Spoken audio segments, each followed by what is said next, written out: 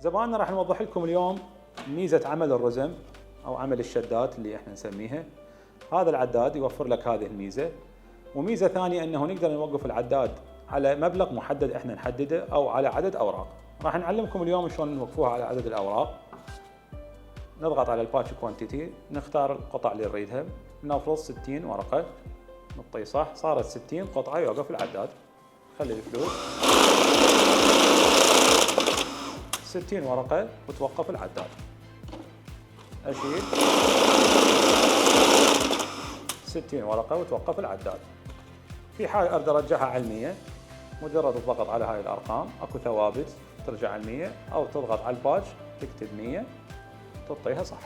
هذا اوبشن. الاوبشن الثاني اللي هو نوقفها على مبلغ محدد، نختار الباتش اماونت، اختار الرقم اللي اريده.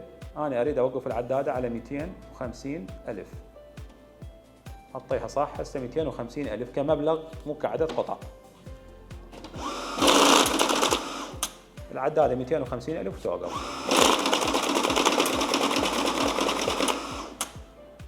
250,000 وتوقف.